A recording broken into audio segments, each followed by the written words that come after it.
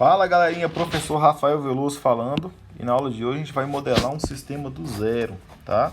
Quais são os passos então para modelar um sistema? Por que eu falo isso? Nas últimas aulas nós aprendemos como fazer um balanço, depois nós aprendemos como linearizar, né, se a equação fosse não linear, aí nós vimos como passar para escrever a equação como variável de desvio e vimos também como passar para o domínio de Laplace. Então nós vimos isso de maneira separada, mas nós não vimos como utilizar isso ainda para poder modelar realmente o sistema. Então os passos para modelar o sistema é encontrar primeiro um modelo matemático que seja robusto bastante, né, que seja o suficiente para descrever o sistema. Esse modelo matemático ele pode ser descrito por 2, 3, 4 equações, né?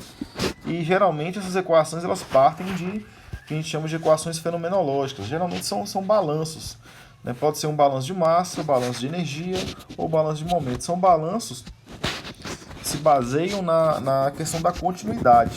Por exemplo, a massa ela não pode ser destruída, né? Ela pode ser apenas transformada. Então, baseando nisso, a gente faz um balanço em cima disso. O importante é que essas variáveis, esse modelo matemático, ele tenha o número de incógnitas ou de variáveis igual ao número de equações. Então, a gente sempre está buscando isso quando a gente está tentando fazer modelos matemáticos, tá? Então, a gente vai encontrar primeiro um modelo matemático de um reator contínuo, né? De um reator bem misturado, bem agitado. E esse reator também será isotérmico. Reator isotérmico é um reator que tem uma temperatura constante, tá? Beleza. Aí depois que a gente encontrou esse modelo matemático, pode ter uma, duas, três equações, equações constitutivas, outras equações para ajudar a gente no modelo, a gente vai ter que linearizar, observar esse modelo para ver se tem alguma parte desse modelo que é não linear. E a gente vai precisar linearizar esse modelo para poder depois usar uma técnica, né, que é a transformada de Laplace, porque no domínio de Laplace fica mais fácil a gente resolver algumas equações que seriam complicadas, resolvê-las no braço ou por um método numérico e tudo mais. Então, transformando para Laplace fica mais fácil resolver. E Laplace você só consegue passar para o domínio de Laplace equações lineares. Então, se tiver alguma parte não linear, a gente vai ter que linearizar. E a gente lineariza usando uma série de Taylor, tá? Tem vídeos no canal explicando como que lineariza por série de Taylor uma variedade boa de equações, tá? E como é que eu sei se uma equação é não linear? Ela será não linear se ela tiver uma incógnita, uma variável que depende do tempo, multiplicado por outra variável que depende do tempo, por exemplo, ou dividido. Se tiver algum tipo de multiplicação, divisão, potência com essas variáveis, aí você vai ver que não é linear, você vai ter que linearizar, tá? Ou então, se você tiver uma variável que depende do tempo, que esteja elevado a um número que é diferente de 1.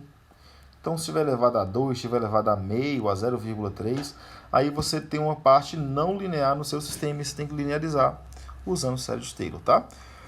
Além de linearizar, a gente tem que escrever como variável desvio, tá? E a gente escreve como variável desvio porque ao longo do processo matemático vão surgir algumas constantes que se a gente não escrever como variável desvio, essas constantes irão nos atrapalhar, tá? E quando a gente escreve como variável desvio, a gente acaba excluindo, né, cortando essas constantes, desprezando essas constantes, tá?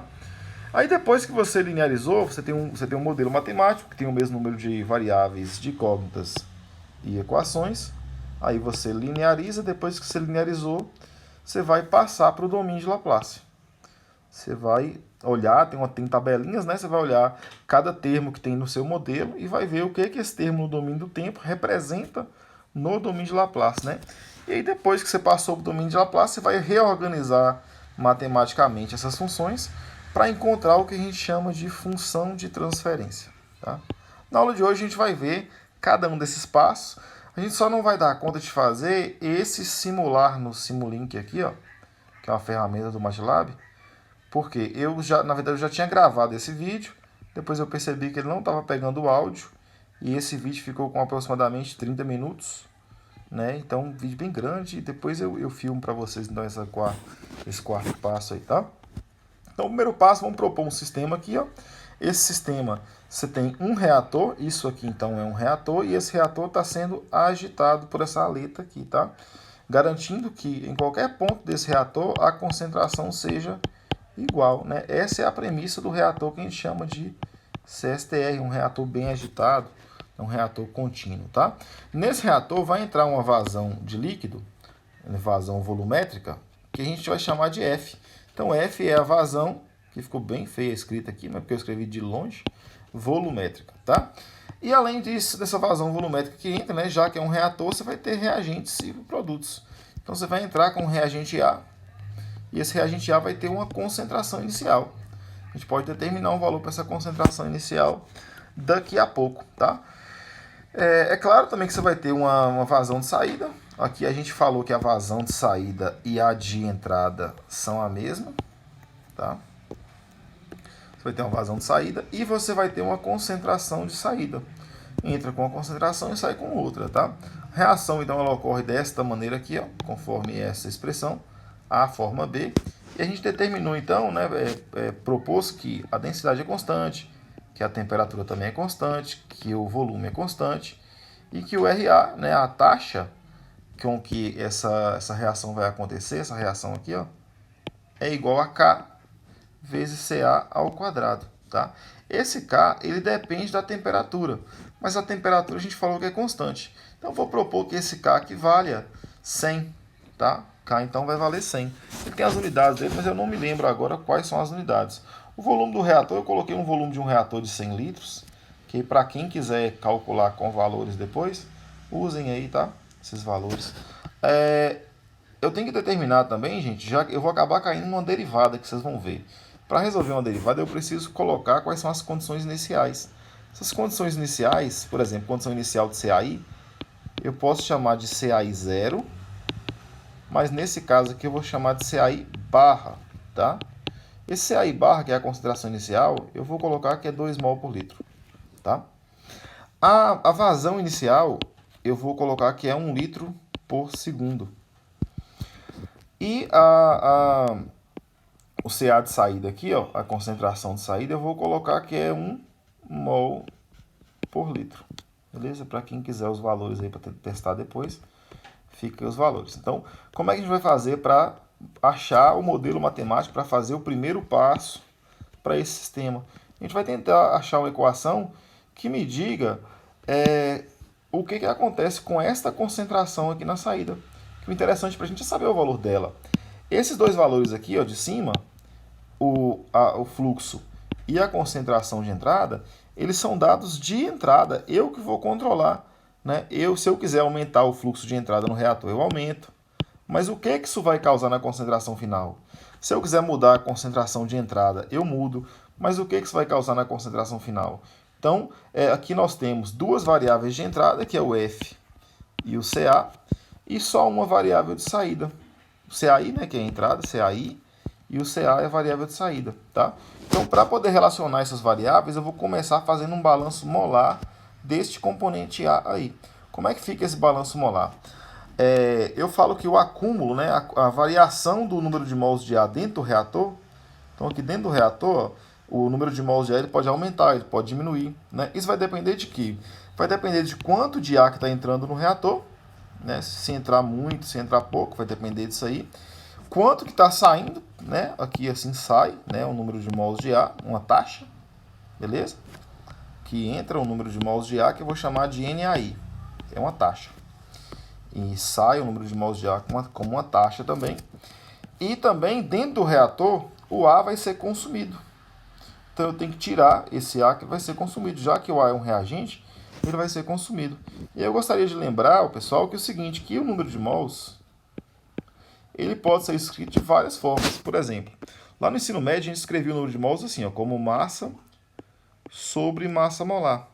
Esse número de mols ele também pode ser escrito, né? Se for número de mols sozinho, ele pode ser a concentração de A vezes o volume do tanque. Isso porque o número de mols é dado em mol. Concentração é mol por litro.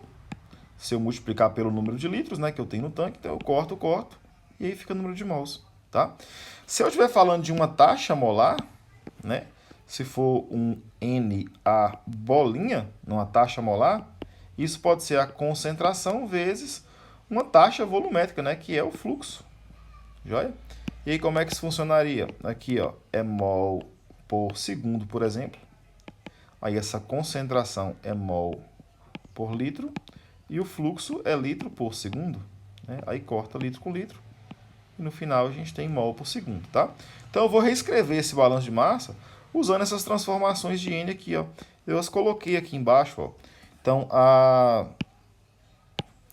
a taxa vazão molar de entrada, quantidade de mols que entra por segundo, né, vai ser a concentração de entrada vezes o fluxo na entrada. A quantidade que sai de mols por segundo vai ser a concentração na saída vezes o fluxo na saída. E esta outra relação aqui é em relação ao acúmulo. Ó. Esse N aqui, ó, perceba que ele não tem bolinha em cima, não. Ele não é uma taxa, não. Ele é a quantidade de mols de A que está variando em relação ao tempo, tá? Então, ele vai ser escrito como um volume vezes a concentração. Eu preciso descrever ainda, gente, como que esse A ele é consumido, né?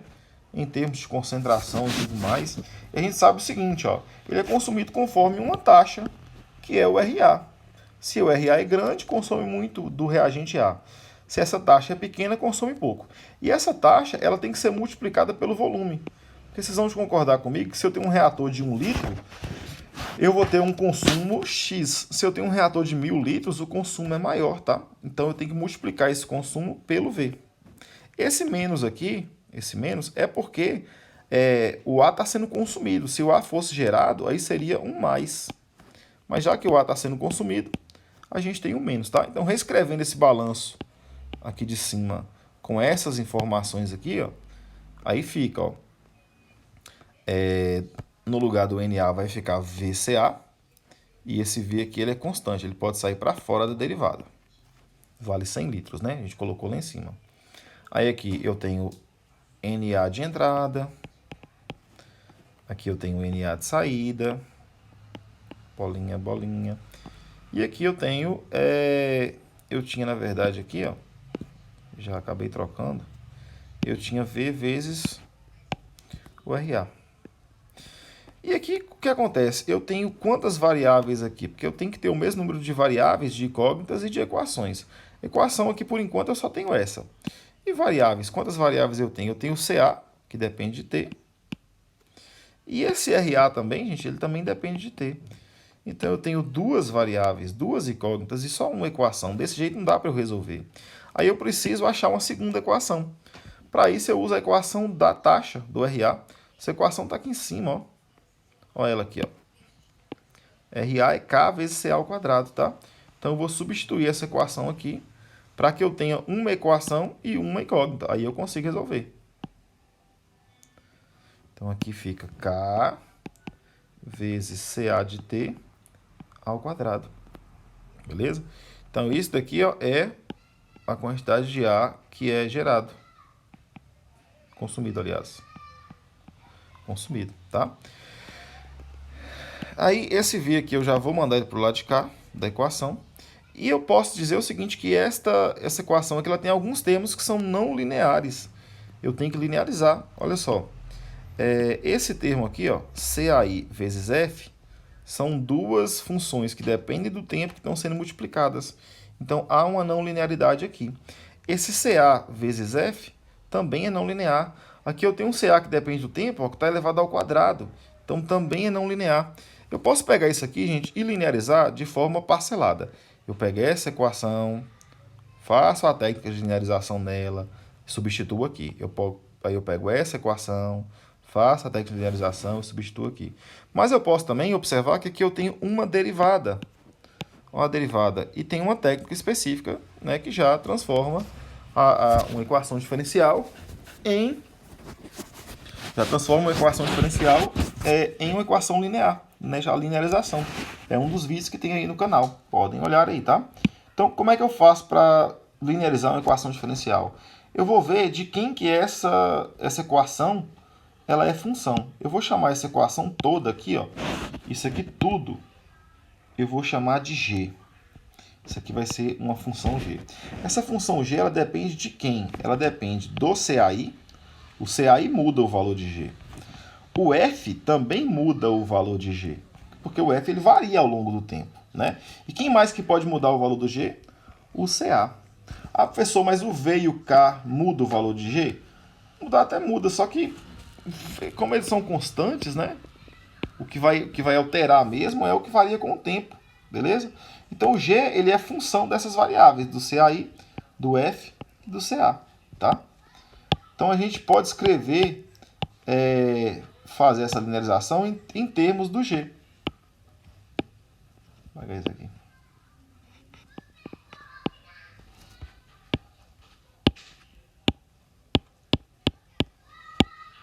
Em termos do g. E aí, como que fica quando você vai linearizar desse jeito? Você vai colocar uma derivada de g em relação a cada uma dessas variáveis e multiplicar por uma diferença. Então, vai ser a derivada de g em relação a CAI vezes... Que diferença que é? Vai ser CAI de t menos CAI barra. Lembrando que CAI barra é CAI quando o tempo é igual a zero. É CAI no estado estacionário inicial. Aí mais a derivada de g em relação a f vezes a diferença de f de t, tá, gente?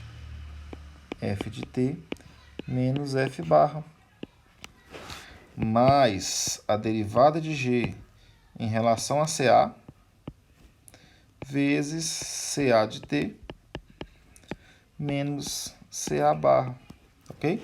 Então, se eu escrever desse jeito aqui, ó, eu vou ter linearizado, tá? Por que aqui eu coloquei esse símbolo aqui de aproximadamente aqui, ó, no lugar da igualdade? Porque essa aqui é a série de Taylor, essa aqui é a expansão da série de Taylor, só que só até o segundo termo, tá? E já considerando que eu escrevi como variável desvio, tá? Então já é uma adaptação já que foi feita, né? Se quiser saber mais sobre isso, dá uma olhada nos outros vídeos lá de linearização. Já é uma adaptação que foi feita, porque a série de Taylor é uma série infinita, né? E eu só escrevi ela aqui até o segundo termo, tá? Então o que acontece? Por que a gente lineariza? Aqui nós temos um gráfico que mostra uma função g qualquer em vermelho, né? Aqui nós temos em vermelho a função g, certo? E o comportamento dela tá conforme a curva aqui, tá? Esse tracinho vermelho aqui é o comportamento da função g. Quando eu vou linearizar, eu tenho que encontrar uma equação que seja linear, que é essa equação que está em azul, que se comporte igual o g, que é não linear. Então, essa equação em azul, ela vai se comportar parecido com esse g aqui, ó, só em uma determinada região. Então, eu vou ter que escolher um ponto em torno do qual eu vou linearizar. Aqui, no caso, eu escolhi este pontinho aqui, ó. Então, eu vou linearizar em torno desse ponto, tá? Então, eu vou achar uma equação g que se comporta, uma equação g linear, que se comporta como esse g vermelho, próximo desse ponto. Joia? Então, se eu andar um pouquinho para lá ou um pouquinho para cá, eu vou começar a aumentar o meu erro. E para eu achar uma equação nesse ponto aqui, ó, eu tenho que saber quais são os valores das variáveis. E a gente sabe que g depende de CA, de F e de CAI, tá? Então, esse ponto que eu vou escolher, ele vai ser o ponto em que g tem CA valendo CA barra, F valendo F barra e CAI valendo CAI barra. Então, são os valores iniciais. Esses valores aqui, ó, eu passei para vocês lá em cima. CA barra, F barra e CAI barra tá lá em cima no modelo. Vamos dar uma olhada lá? Ó, eu não passei ainda. Tá aqui, ó. O CAI barra vale 2. O CA inicial vale 1 mol, né? Então, CA barra vale 1 mol. E o F barra, cadê o F barra? O F barra vale 1 litro por segundo. Aqui, ó, o F barra vale 1 litro por segundo, tá? 1 litro por segundo, beleza? Então, eu vou linearizar em torno desses pontos aí. Joia. Então, vamos lá. A gente tem, então, que resolver essas derivadas aqui, ó. Essas derivadas aqui, ó. Esta esta e esta derivada, tá? Eu vou chamar essas derivadas aqui embaixo para a gente fazer, tá? A primeira delas vai ser a derivada em relação a CAI, derivada de G em relação a CAI. Essa vai ser a derivada de G. Quem que é G? G é a função toda. Então, G está aqui, ó, a função toda. E eu vou fazer ela em relação a CAI. Então, esse primeiro termo aqui, ó, ele tem um CAI aqui e um F. Como a derivada é em relação a CAI, então eu corto ele e o F fica. O F ele é como se fosse constante. Já que a derivada é parcial em relação a CAI, o F fica como se fosse constante. O segundo termo, eu não tenho nenhum CAI nele. Então, é como se eu estivesse derivando um valor constante. A derivada de uma constante é zero. O terceiro termo, eu também não tenho nenhum CAI. Então, é como se fosse uma constante, por isso, zero. Então, a resposta dessa derivada, gente, para facilitar, para não ficar desenhando essa derivada toda hora, eu vou chamar ela de A1, tá? A resposta dessa derivada é o F de t. Só que aí tem um detalhe, ó. Quando eu termino de fazer essas derivadinhas aqui, ó, onde tiver uma função do tempo, igual ali, por exemplo, tinha um f de t, ó, onde tiver uma função do tempo, eu vou colocar a barra, tá? Vou tirar o t e vou colocar a barra. E aí, para representar isso na derivada, eu coloco aqui embaixo, ó, f barra, ca barra e cai barra, tá? Então, isso aqui eu vou ter em todas as derivadinhas que eu vou fazer.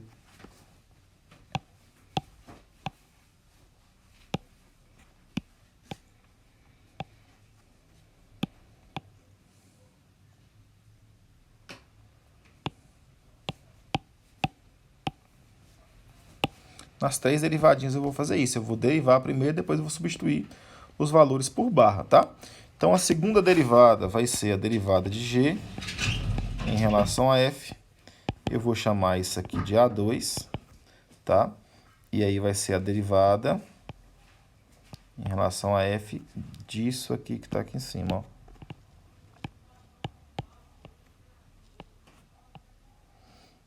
Vamos copiar aqui.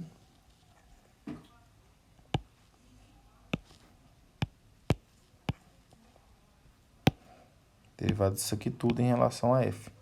Então, a gente vai olhar onde que tem F.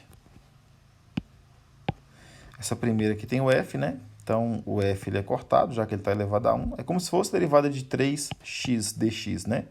Aí o x ele corta e fica só o 3, que é a constante. Aí aqui no caso vai sobrar só o CAI de t. No segundo termo nós temos o F também, então ele corta. E no terceiro termo, já que não tem F nenhum, é como se eu estivesse derivando uma constante, então fica zero. Então, esse A2, que é o valor que a gente deu para a derivada, vai ser, ó, tinha CAI de t, né? Vai ficar CAI barra, menos, era CA de t, vai ficar CA barra.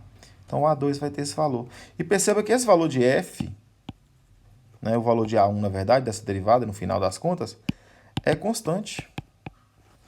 O valor de A2 também é constante, ó. CAI é um valor conhecido, CA também é um valor conhecido. Então, isso aqui vai dar constante, tá?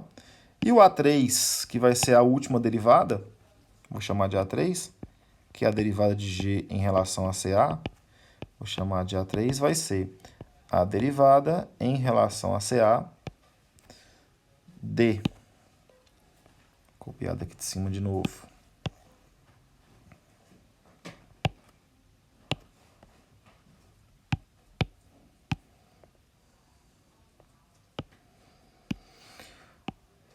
Então, vamos ver onde é que tem CA aqui para a gente derivar. Ó, essa primeira não tem CA, então dá zero. Segunda tem CA.